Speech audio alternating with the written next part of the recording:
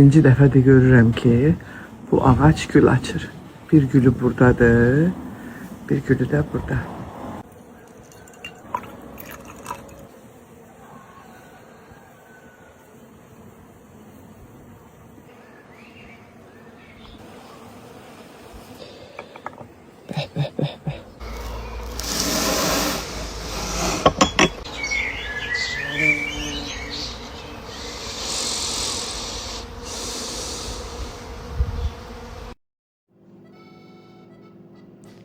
Show biznesin tanınmış siması Nazilə Səfərli bu dəfə izləyicilərinə bağ evindən görüntülər təqdim edib.